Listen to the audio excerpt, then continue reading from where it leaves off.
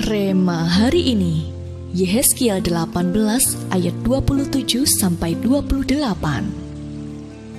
Sebaliknya, kalau orang fasik bertobat dari kefasikan yang dilakukannya dan ia melakukan keadilan dan kebenaran, ia akan menyelamatkan nyawanya. Ia insaf dan bertobat dari segala durhaka yang dibuatnya. Ia pasti hidup, ia tidak akan mati.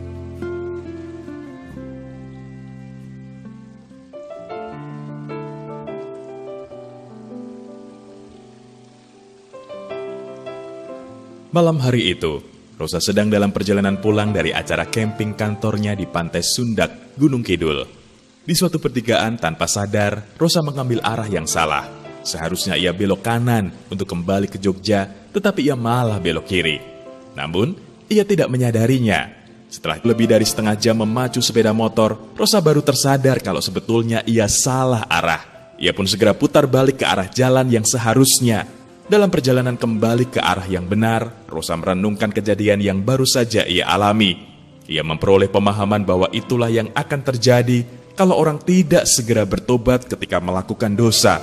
Semakin lama ia salah arah dan tidak segera bertobat, semakin sulit baginya untuk kembali kepada Tuhan. Perlu kita pahami bahwa bertobat adalah sebuah proses yang berlangsung seumur hidup. Selama kita masih hidup di dunia ini, kita masih mungkin untuk berbuat dosa.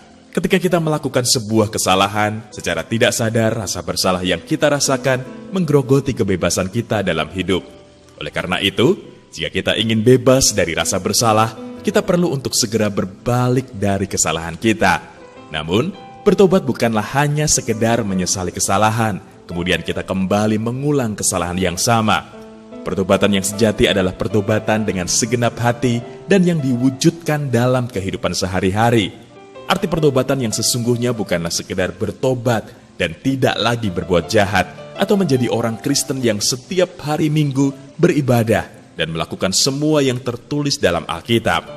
Namun firman Tuhan berkata, bertobatlah dari dosa-dosamu. Jangan biarkan dosamu menghancurkan dirimu. Biarlah hati dan pikiranmu menjadi baru. Yehezkiel pasal 18 ayat 30-31. Oleh karena itu, beranilah untuk mengambil langkah pertobatan hari ini dan memilih untuk bertobat dengan segenap hati.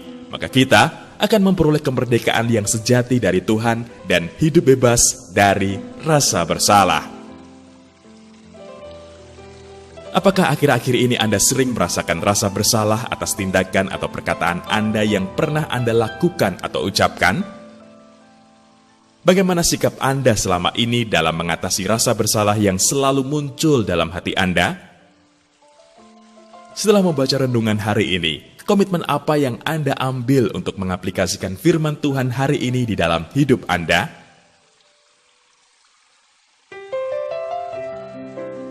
Tuhan Yesus, terima kasih untuk anugerah keselamatan yang Engkau berikan bagi kami. Kami begitu merasakan kebaikan dan kemurahan-Mu dalam hidup kami. Ampuni kami apabila kami masih sering mengecewakan hati-Mu ya Tuhan, baik melalui sikap maupun perkataan kami. Ajar kami agar senantiasa berjalan dalam jalan-Mu. Terima kasih Tuhan. Di dalam nama Tuhan Yesus kami berdoa. Amin. Kalau kita ingin hidup bebas dari rasa bersalah, maka kita perlu bertobat dengan segenap hati.